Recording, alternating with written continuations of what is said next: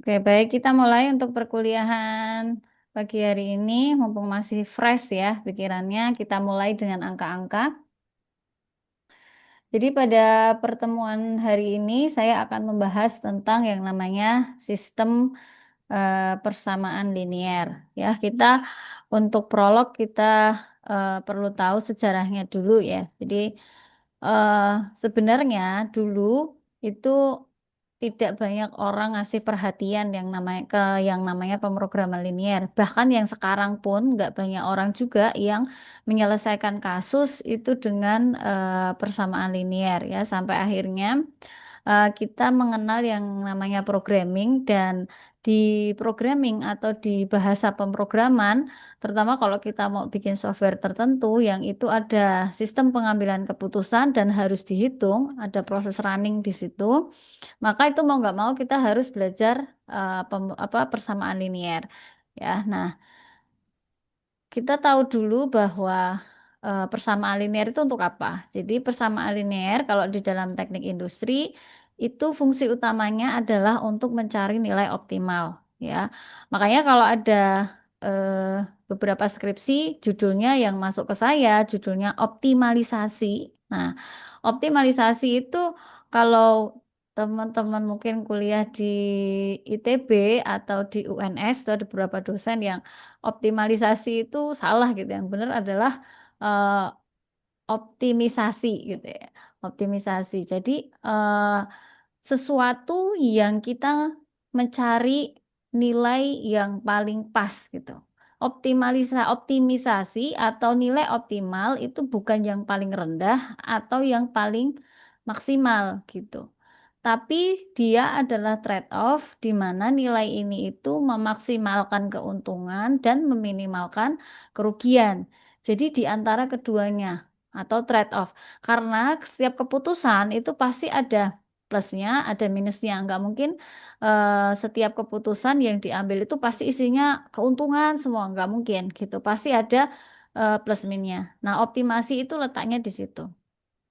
Oke, siapa yang menemukan persamaan linear ini? Jadi pada awalnya ini dibuat oleh eh, ini orang Rusia ya, Leonid Vitalievich Katorovich ya. Jadi beliau ini satu-satunya penerima Nobel di Rusia yang terkait dengan ekonomi sebenarnya.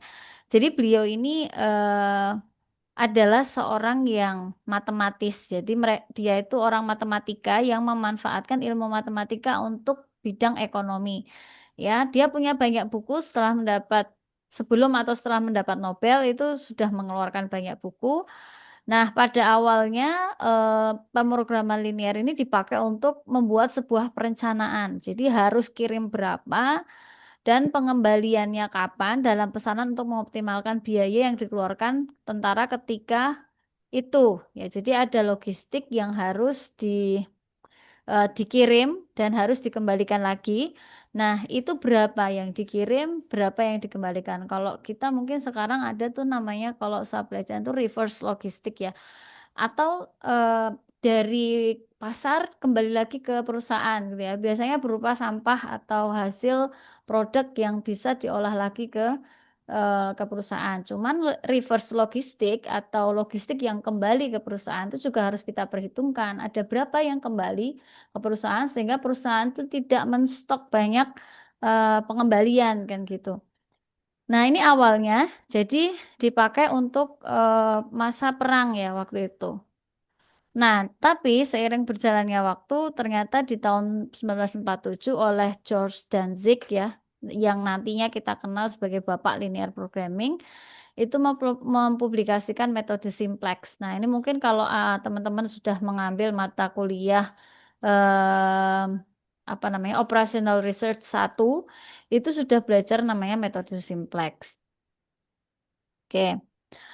Nah, lebih luas lagi, pemrograman linier atau persamaan linier itu nantinya dipakai di dalam beberapa hal dan terutama aplikasi yang paling sering dipakai itu di industri.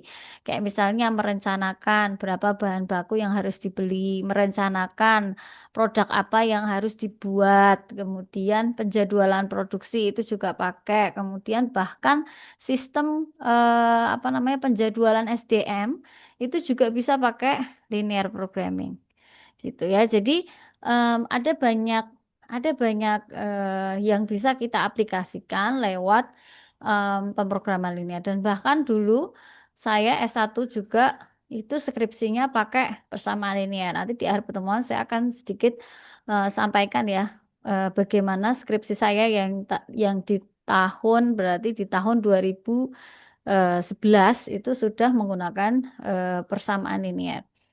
Oke.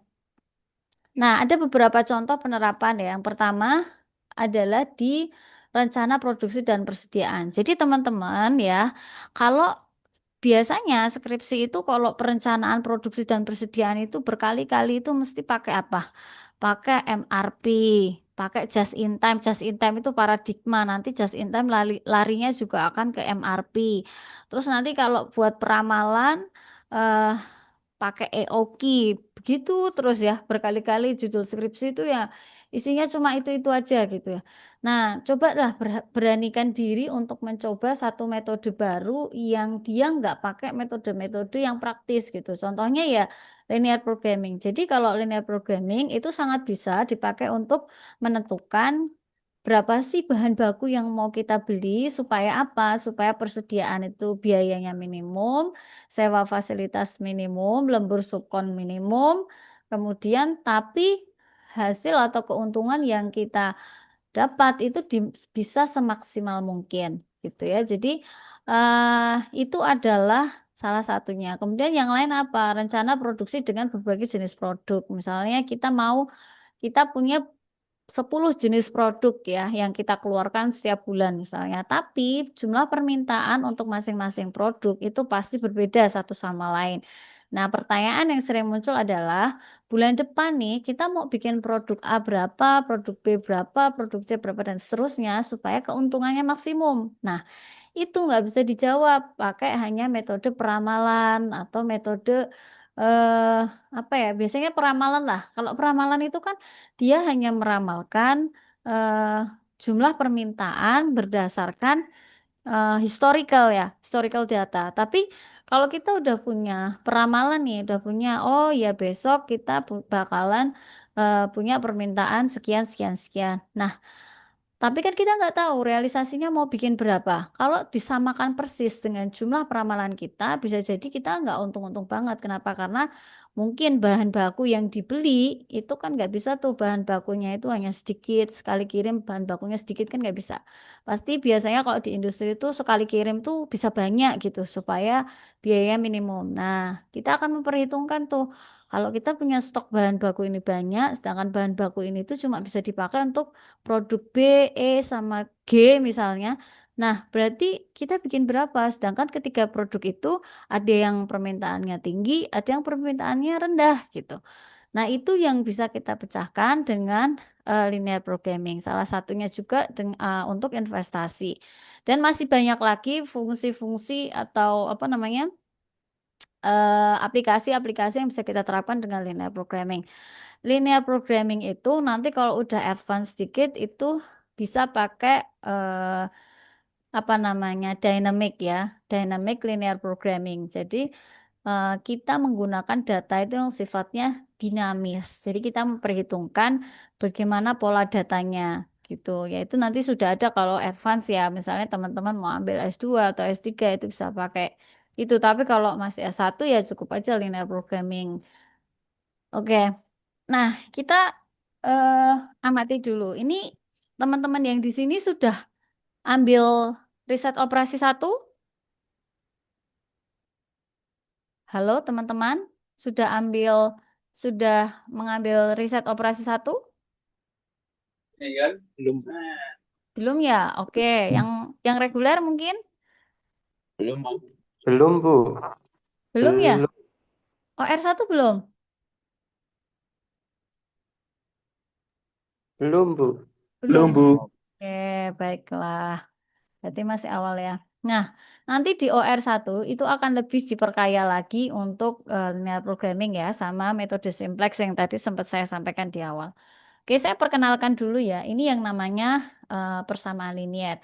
Jadi persamaan linear itu secara sederhana bisa kita artikan sebagai sebuah persamaan di mana variabel yang terlibat di dalamnya itu berderajat paling tinggi satu. Nah, jadi tidak ada tuh namanya X1 kuadrat, X1 pangkat 3, X2 kuadrat itu nggak ada. Jadi X1 itu eh, derajatnya cuma satu aja. Ya, kalau udah kuadrat itu nggak bisa pakai persamaan linear.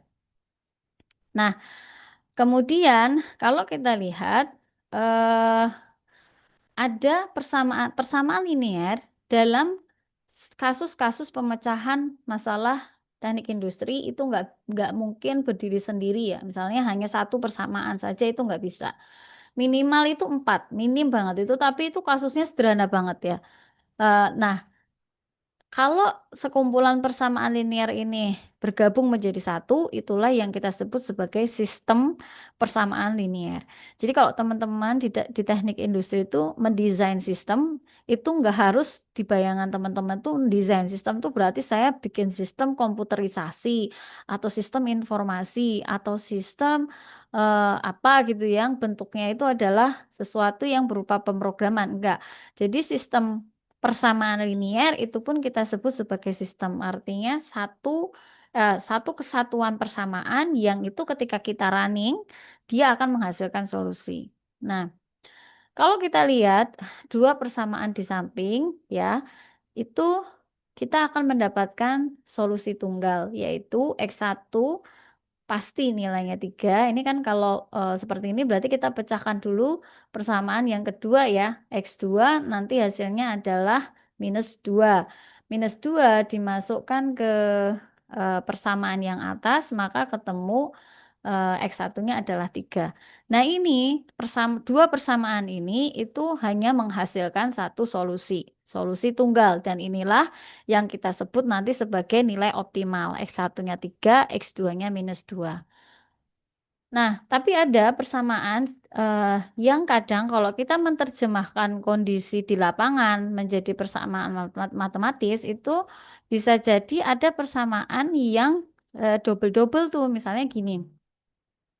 Kita untuk menggambarkan logika pemesanan bahan baku ketemu persamaan satu misalnya. Kemudian untuk menggambarkan logika biaya operator itu ketemu persamaan nomor dua. Nah, setelah kita lihat dua persamaan ini, ternyata persamaan nomor dua ini adalah sepertiga, sorry, persamaan nomor satu ini adalah sepertiga dari persamaan nomor dua, atau sebenarnya ini satu persamaan yang sama, hanya dikali aja konstantanya. Nah, maka kalau yang seperti ini itu tidak perlu ditulis dua-duanya. Jadi cukup ditulis salah satu aja. Dan dua persamaan yang seperti ini itu tidak, ya kita bisa lihat, artinya persamaan kedua ekivalen dengan persamaan satu. Nah, kalau hanya satu persamaan, maka akan ada banyak pilihan solusi, baik X1 maupun X2. Ya, X1 -2 X2 sama dengan 3, itu bisa kita isi macam-macam. Misalnya X1-nya 0, berarti X2-nya berapa tuh? 1,5 misalnya ya. -1,5. Kemudian X1-nya 3, X2-nya 0, dan macam-macam gitu ya. Nah, kalau yang begini, berarti kalau ada banyak solusi, berarti kita harus memberikan batasan masalah. Oke, silahkan. Nah, batasan masalah itu yang nantinya akan membuat keputusan kita itu tertahan atau fokus hanya pada satu solusi aja. Ya, tadi angka optimalnya tetap satu, jadi nggak banyak solusi. Nah, kemudian di sini kita lihat jika T anggota R sembarang, maka solusinya menjadi tak hingga. Ya, kalau X-nya itu bisa semua bilangan real, baik minus maupun negatif, itu semakin banyak lagi kemungkinan solusi yang muncul. Oke. Nah, kita perhatikan lagi di sini. Jika persamaan kedua dikali dengan seperempat, maka akan diperoleh persamaan duanya X1 plus 2X2 sama dengan 3/2. Jika kedua persamaan ini digabungkan, maka tidak ada solusi. Ya, tidak ada solusi. Kenapa tidak ada solusi? Coba dilihat. Pertama itu X1 plus 2X. Hasilnya 2. Tapi kemudian di persamaan kedua, itu sama-sama X1 plus 2X2, hasilnya 3/2. Nah, ini kan berarti ada sesuatu yang eh, multi, apa ya, dia punya tujuan yang berbeda, tapi caranya sama gitu ibaratnya ya. Tapi itu nggak bisa kalau dalam dunia programming. Jadi ibaratnya gini, sama-sama 1 plus 2, yang satu hasilnya 3, yang satu hasilnya 2, kan nggak mungkin. Atau yang satu hasilnya 10. Nah, maka ini berarti ada kesalahan di dalam persamaan kita. Yang seperti ini itu tidak menghasilkan solusi. Jadi kalau boleh kita simpulkan secara teorema, ketika kita membuat sebuah sistem persamaan linier yang terdiri dari banyak sekali persamaan linier, maka hanya ada tiga kemungkinan hasil yang kita peroleh.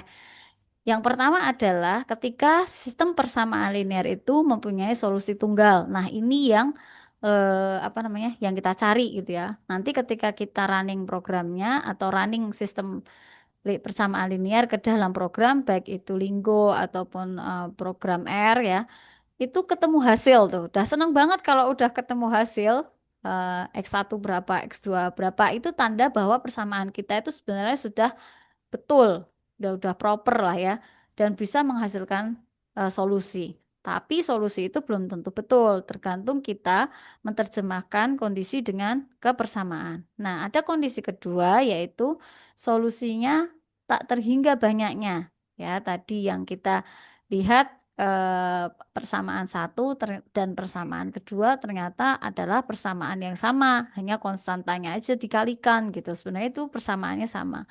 Nah, itu nggak punya solusi tunggal atau terlalu banyak solusi yang kita punya. Jadi nggak ada solusi akhirnya kan. Nah, yang ketiga, sistem persamaan linear itu tidak punya solusi. Yang berarti contoh yang ketiga. Jadi kalau tidak punya solusi, berarti ada yang salah dengan sistem persamaan linear kita. Diperiksa kembali apa parameter yang belum kita pertimbangkan. Oke, what's next? Ini saya akan tunjukkan. Ini kalau teman-teman mau tahu, ini adalah skripsi saya ketika saya S1 ya.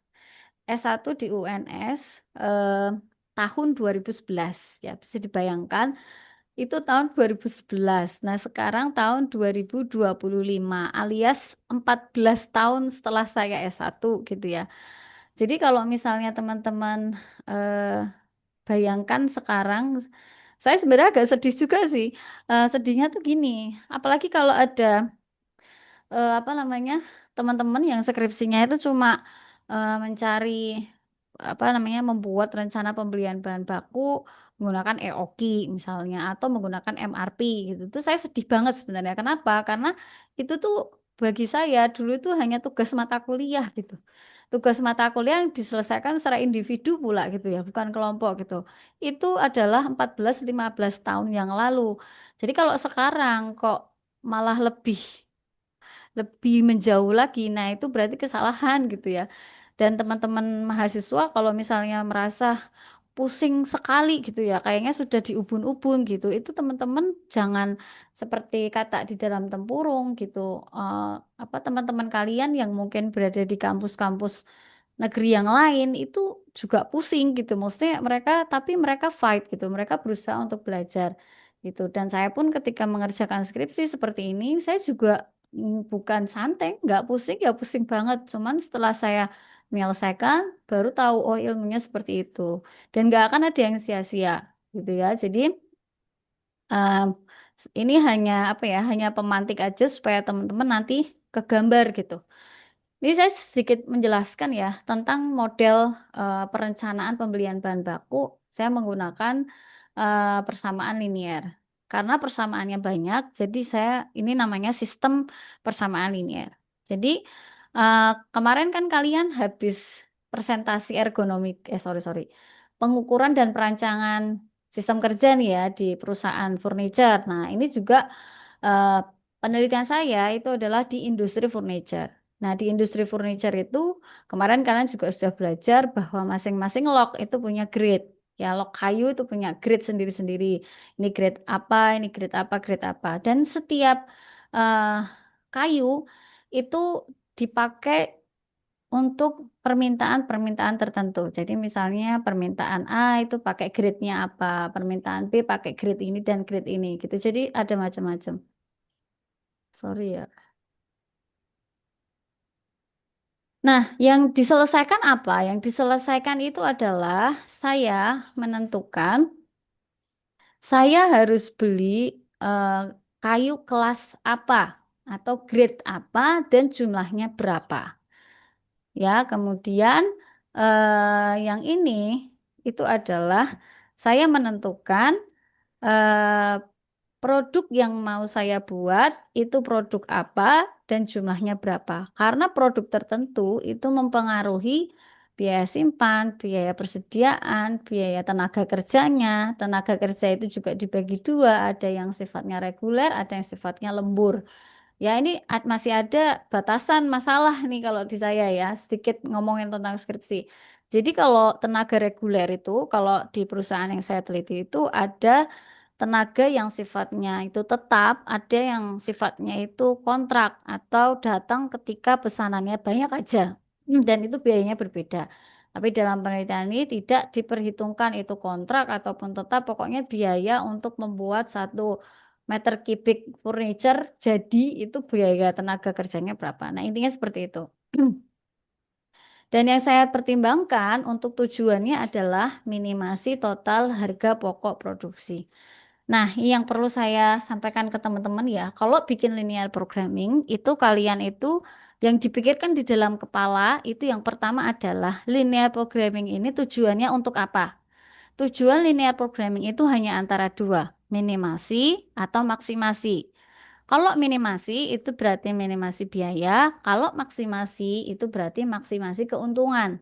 Nah, yang paling enak apa? Yang paling enak kalau menurut saya itu adalah minimasi biaya. Kenapa? Karena biaya-biaya itu jelas, sedangkan keuntungan itu tergantung dengan konsumen. Nggak selalu barang yang sama itu untungnya sama, tergantung siapa yang beli. Kadang bisa ada yang beli lebih tinggi, jadi itu lebih menurut saya lebih kompleks.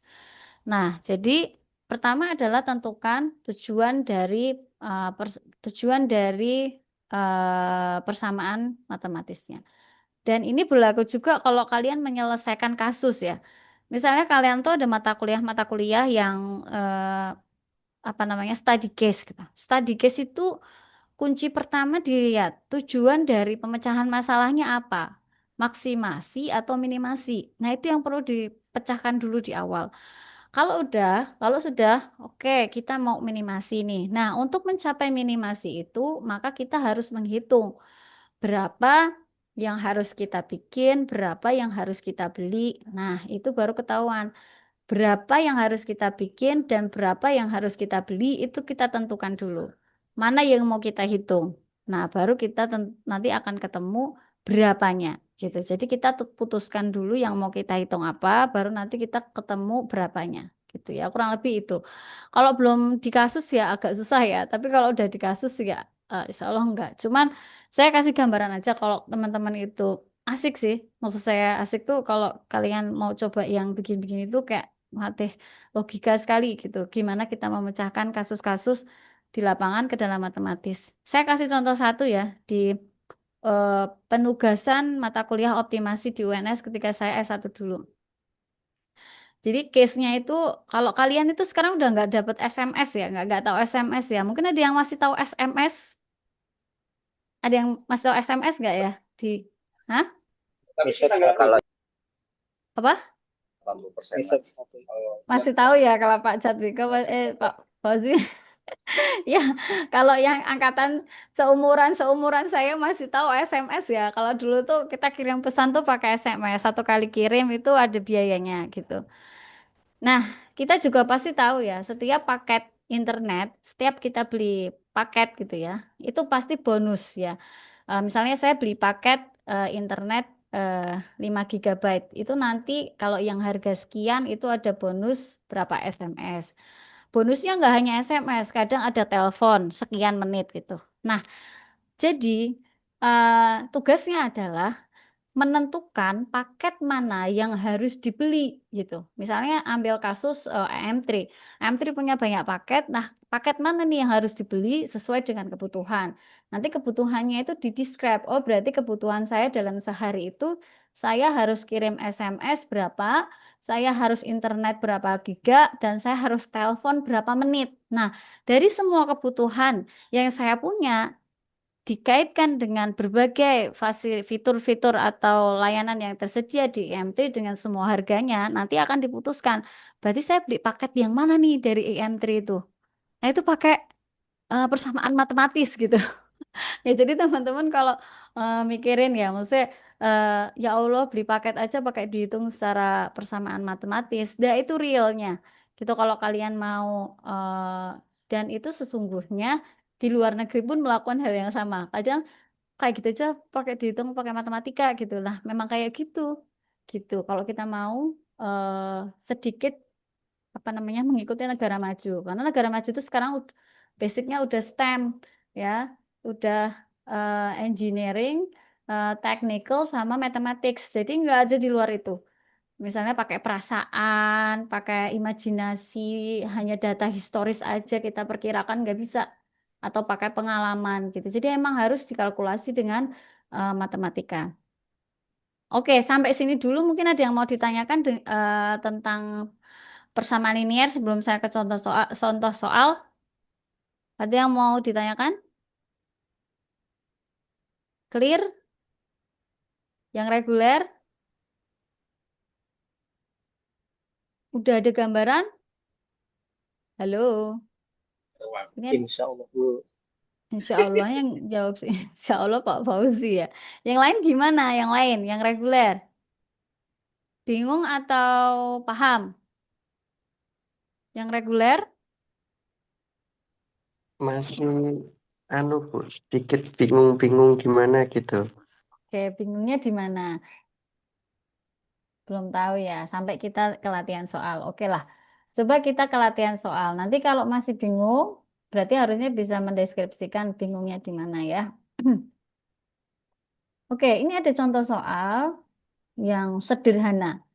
Dan soal ini itu nggak ada di dunia nyata, maksudnya nggak ada di dunia nyata. Itu sebenarnya dunia nyata nggak sesederhana ini juga kondisinya, banyak hal yang dipertimbangkan. Oke, kita lihat contoh soalnya. Seorang pedagang itu mempunyai dagangan mainan tipe A dan tipe B. Ya, jadi dia punya jualan mainan tuh, mainan tipe A dan mainan tipe B.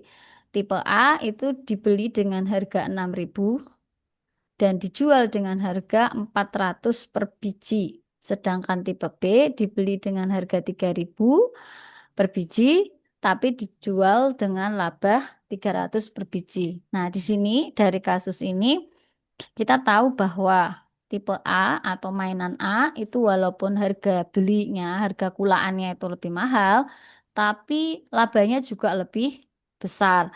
Sedangkan tipe B itu walaupun harga kulaannya murah, itu ya laba yang didapat juga murah juga. Jadi kita nggak bisa tuh misalnya ya kita mau nekat aja beli tipe A aja semua. Ya jangan gitu dulu dong. Nah, kemudian kita lihat ada batasan lain. Ternyata pedagang itu hanya mempunyai modal 240.000 dan kiosnya hanya dapat menampung mainan eh, paling banyak 500 biji mainan. Nah, sekarang pertanyaannya adalah berapakah mainan A dan B yang ini kayaknya bukan 500 biji ya, harusnya 50 ini. Berapakah biji mainan A dan B yang harus dibeli supaya penjual itu mendapat untung sebanyak-banyaknya, ya.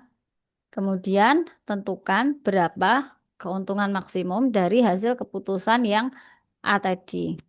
Oke, sekarang kita coba lihat ke sini. Dia punya tipe mainan A sama B ya. Kita misalkan A itu jumlahnya X, kemudian B itu jumlahnya Y. Sedangkan dia hanya boleh menampung 500. 500 piece mainan ya. Kemudian harga belinya 600 untuk A, 6.000 dan untuk B 3.000. Labanya juga sudah teridentifikasi. Nah, modalnya itu cuma 240.000. Nah, ini kita pahami dulu ya konteks permasalahannya. Artinya apa? Dia punya batasan. Pertama, batasan modal. Jadi kita nggak bisa beli sebanyak-banyaknya. Kemudian, sebisa mungkin modal ini tuh habis gitu. Jangan sampai modal ini bersisa. Dan yang ketiga adalah eh, berapa sih supaya kita itu labanya sebanyak mungkin. Jadi kalau nanti misalnya udah ketemu nih X ini sama Y nggak ini nggak ada hubungannya sama kayak misalnya, iya kalau habis semua Bu, kalau nggak habis semua, nah itu di luar konteks ya. Kita menganggapnya berapapun X dan Y yang kita sediakan itu nanti habis ludes lah intinya gitu. Maka kalau semuanya itu ludes, ya itu laba maksimum yang kita akan terima gitu. Nah, maka ini dibuat menjadi persamaan matematis. Ya, tadi ya, X ditambah Y itu kurang dari 500. Artinya apa? Kalau X sama Y kita tambahkan dan kita letakkan di kios itu tidak boleh lebih dari 500 jumlahnya. Kemudian 6.000 X ditambah 3.000 Y kurang dari 240.000. Berarti jumlah uang yang dibutuhkan untuk kulaan tadi nggak boleh lebih dari 240.000. Jadi kita bikin 6.000 harga kali X. X itu adalah jumlahnya A, ditambah 3.000 harga kulaannya B, ditambah Y, yaitu jumlah B yang kita beli, itu nggak boleh lebih dari 240. Nah, yang perlu diperhatikan itu adalah tandanya ya. Tandanya itu kalau ini model persamaan linier itu harus menggunakan kurang dari sama dengan atau lebih dari sama dengan, bukan kurang dari atau lebih dari saja. Beda sama kalau kita menggunakan apa namanya model dynamic programming atau dynamic linear programming itu kita bisa nggak pakai kata sama dengan. Kenapa? Karena jumlahnya nggak pasti, bisa berubah kapanpun gitu ya. Jadi eh, tidak menggunakan sama dengan. Tapi kalau linear programming, apalagi integer linear programming itu ya harus pakai sama dengan. Nah, ini kita bisa sederhanakan menjadi 2X plus Y kurang dari sama dengan 800. Nah, dua persamaan yang terakhir ini wajib ya hukumnya. Wajib hukumnya yaitu X harus lebih besar sama 0 dan Y harus lebih besar sama dengan 0. Untuk memastikan bahwa solusinya nanti tidak ada yang negatif. Ya, masa iya jumlah mainan kok negatif? Kan semuanya positif. Nah, maka dua persamaan ini wajib untuk kita buat. Kalau misalnya produknya 3 ya berarti ditambah Z. Misalnya Z lebih besar sama dengan 0. Nah, kemudian kalau misalnya kita cari solusi ya biasanya menggunakan metode grafis, maka kita gambarkan daerah himpunannya dulu ya. Daerah himpunannya itu misalnya XY ya, misalnya XY eh, kita umpamakan X-nya 0, maka Y-nya adalah 500. Sebaliknya, ketika Y-nya 0, maka X-nya 500. Berarti kita bikin titik 0,500 dan 500,0. Nah, ini ketemu ya. Ini untuk apa namanya? Hmm, bentar. Ini untuk apa namanya? Persamaan pertama. Persamaan kedua, 2X plus Y dilakukan dengan cara yang sama, maka ketemu garis yang ini atasnya. Nah, kalau kita lihat tadi tandanya itu adalah kurang dari sama dengan. Kalau kurang dari sama dengan berarti semua arsirannya ke bawah. Nah, arsiran ke bawah itu berarti daerah yang terarsir dua-duanya itu menjadi daerah alternatif solusi. Ya, kita lihat di sini bahwa untuk yang ini misalnya, yang ini itu daerahnya hanya untuk persamaan 2X plus Y. Kalau yang ini itu hanya untuk X plus Y saja. Maka yang kombinasi dua-duanya itu hanya yang saya arsir hitam ini. Nah, kemudian eh, kalau kita lihat dari dua persamaan ini, kalau kita pakai cara eliminasi, maka diperoleh hasil X itu sama dengan 300 dan Y itu sama dengan 200 ya. Atau kalau kita tulis berarti 300,200 ya. Berarti letaknya di sini 300,200. Ini berarti titik ini itu titik 300,200. Oke. Nah, kalau kita sudah ketemu solusi, maka tadi pertanyaan kedua adalah, oke, berarti kita beli apa namanya 300 mainan, kemudian sama 300 mainan A dan 200 mainan B misalnya. Oke, kalau kita beli segitu, maka berapa sih keuntungan yang kita dapat ya? Maka ini perlu dihitung gitu ya. Oke, kalau misalnya kita beli 400 X dan 300 Y, maka sorry, kalau kita beli X-nya adalah berapa tadi? 300 dan Y-nya 200, maka tinggal dikali keuntungan masing-masing. X tadi untungnya 400, Y tadi untungnya 300. Masing-masingnya dikali aja. Nah, ketemu bahwa ketika kita pakai 300,200 itu untungnya paling besar, yaitu untungnya ada 180.000. Oke, kira-kira begitu ya. Nah, ini nanti soal. Oke, jadi dari sini kita mendapatkan satu imajinasi ya, setidaknya bahwa hanya dengan dua persamaan itu sebenarnya kita sudah mendapatkan solusi. Di mana persamaan itu tadi terdiri dari apa namanya jumlah. Nah, ini juga sebenarnya persamaan ini ada yang salah ini ya. Ini harusnya bukan 800, tetapi berapa? 8 ya harusnya ya.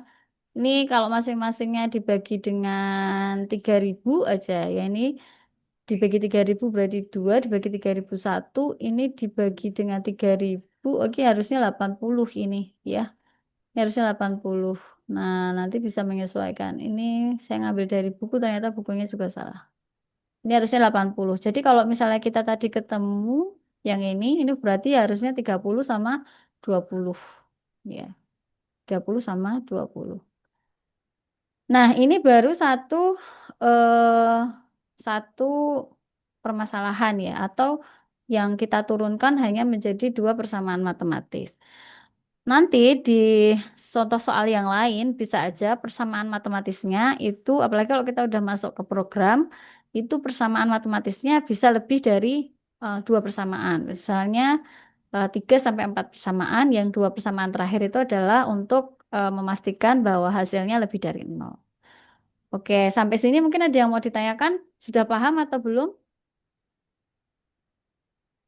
Silakan. Halo, gimana? Gimana ini peserta? Paham nggak peserta? Silahkan pertanyaan. Yang belum paham yang mana? Halo? Kalau apa namanya linear programming itu kunci pertamanya adalah apa namanya mengubah kalimat pada soal ini ya, mengubah kalimat pada soal ini itu menjadi persamaan matematis. Nah, persamaan matematis itu akan lebih enak kalau kalian bikin tabel ini. Itu akan lebih enak untuk awalan ya. Tapi kalau kayak saya waktu saya skripsi, karena saya udah berkali-kali bikin tabel seperti ini, jadi saya udah kayak kepala saya itu udah kayak kegambar tabel sendiri. Jadi akhirnya nggak perlu pakai tabel bisa gitu. Nah, kalau kalian masih belum terbiasa dengan pemrograman linear, maka yang nggak perlu ya boleh pakai tabel supaya nanti kalau kayak gini kan lebih enak ya. Jadi X ditambah Y harus kurang dari 500. Terus kalau ini juga 600 kali X ditambah 300 kali X itu harus kurang dari ini misalnya. Terus nanti ini kalau misalnya ada lagi, misalnya ini jumlah sama harga nih. Ini nanti misalnya ada batasan lagi, misalnya batasan permintaan ya. Batasan permintaan itu misalnya A itu permintaannya tidak pernah lebih dari 50. B, permintaan tidak pernah lebih dari 20 misalnya. Nah, itu nanti ada persamaan lagi di bawah. Dan itu lebih enak. A, tidak kurang dari sama dengan 50. B, kurang dari sama dengan 20. Nah, sesimpel itu sih sebenarnya. Dan itu nanti baru eh, dicari solusinya. Oke, jadi kalau untuk UTS, kalau saya UTS itu masih dengan dua persamaan seperti ini yang bisa diselesaikan mungkin dengan caranya tadi dengan ini ya, dengan eliminasi persamaan atau dengan membuat grafik. Ya, kalau eliminasi udah tahu kan ya cara dengan eliminasi. Di sini ada yang belum pernah tahu cara eliminasi persamaan? Sudah tahu belum cara eliminasi persamaan matematis dua persamaan? Ini tidur apa makan atau Dah, Bu. sudah ya? Aziz sudah ya? Dah. Oke, yang lainnya? Yang Udah, Bu. lain tahu kan ya mencari solusi persamaan dengan metode Makanya eliminasi? begitu Mbak. Ini apa? Tidak. Jangan kan itu Udah, Gimana Bu. Pak Fauzi? nenek awakmu. Sorry ya benar. Oke, insya Allah tahu. Baik, siap. Berarti saya nggak perlu menjelaskan lagi ya. Nah, untuk awalan nanti apa namanya pertanyaan UTS masih seputar ini ya, masih seputar ini. Belum belum kompleks ke misalnya jumlah persamaannya 3, 4 dan seterusnya. Tapi kalau pakai pemrograman nanti mungkin kita bisa lebih dari itu karena kalau pemrograman juga kita mempertimbangkan waktu running ya, semakin banyak persamaan itu runningnya semakin lama. Tapi ya belum tentu sih kayak misalnya tergantung kualitas sistem persamaannya. Kayak misalnya kalau teman-teman lihat tadi yang seperti ini, itu kalau sudah dimasukkan ke software, itu paling running itu cuma 3 sampai 5 menit. Nanti sudah keluar solusinya. Jadi nggak terlalu lama sih. Ya nggak terlalu lama. Kenapa? Karena yang kalau running pemrograman itu yang dilihat itu adalah jumlah variabel aja. Ya kalau variabel saya kan cuma I sama J. Jadi saya mempertimbangkan kelas kayu sama jenis produknya. Nanti kalau ada lagi variabel lagi, misalnya variabel apa ya, moda transportasi, misalnya saya menentukan kelas kayu yang saya beli, saya menentukan jenis produk yang mau saya bikin, dan saya juga menentukan moda transportasi apa yang saya mau pakai untuk kirim produknya, misalnya. Nah itu nanti 3 variabel itu lebih lama runningnya. Tapi kalau masih di 2 variabel seperti ini, itu masih relatif cepat ya, runningnya cepat. Kalau udah 3, 4, 5 variabel itu nanti bisa lama. Dan running itu bisa sampai kalau misalnya kita pakai 4 sampai 5 variabel ya, misalnya kalau 5 variabel itu running bisa 12 jam. 12 jam. Tapi sekarang sudah ada Python ya, saya nggak tahu kalau di Python kemampuan runningnya seperti apa. Tapi kalau yang masih menggunakan pemrograman biasa itu biasanya memang agak lama ya. Kalau sederhana case-nya atau batasannya sedikit, paling yang nggak nggak paling ya sekitar 3 jam udah keluar ya. Dibiarin aja udah laptopnya nanti sampai keluar hasil. Oke, sudah tidak ada pertanyaan ya untuk hari ini ya. Kalau tidak ada pertanyaan berarti saya cukupkan nih untuk perkuliahan pada hari ini ya. Ini adalah pertemuan terakhir ya, karena materinya sudah habis. Terakhir adalah sistem persamaan linier. Biasanya kalau saya masih ada kelas offline itu pertemuan sebelum UTS saya pakai untuk latihan soal aja. Nah, tapi kalau ini kira-kira kalian mau latihan soal dulu atau mau langsung ke UTS aja? Gimana? Latihan dulu aja, Bu. Oke, latihan dulu ya. Oke. Baik, kalau mau latihan dulu berarti nanti saya akan kasih worksheet ya untuk kalian kerjakan dan akan saya evaluasi di satu pertemuan terakhir pekan depan ya. Online juga aja karena kesepakatan kemarin yang angkatan ini minggu tenang mau tenang di rumah kan. Jadi kita online lagi. Nah, minggu depannya baru kita ada UTS. Oke, kurang lebih ini yang bisa saya sampaikan ya untuk pertemuan pada hari ini. Terima kasih Ini yang kelompok atau angkatannya Yusuf datang semua atau ada yang nggak datang ya? Ntar, 1, 2, 3, 4, 5, 6, 7, 8, 9, 10. Ada yang nggak datang ya? Siapa nih yang nggak datang nih? Bentar, Abian, Bu. Oh iya, Abian. Oke, Abian aja yang nggak datang. Oke, baik. Kurang lebih ini yang bisa saya sampaikan kepada teman-teman semua. Saya tetap memotivasi teman-teman ya untuk semangat mempelajari STEM. Salah satunya adalah matematik, karena itu dasar banget untuk engineer atau orang teknik. Jadi tetap semangat, jangan menyerah. Kalau kalian nggak bisa, semua itu berawal dari nggak bisa. Tapi kalau kalian sungguh-sungguh, insya Allah pasti bisa. Saya akhiri untuk pertemuan hari ini. Wassalamualaikum warahmatullahi wabarakatuh.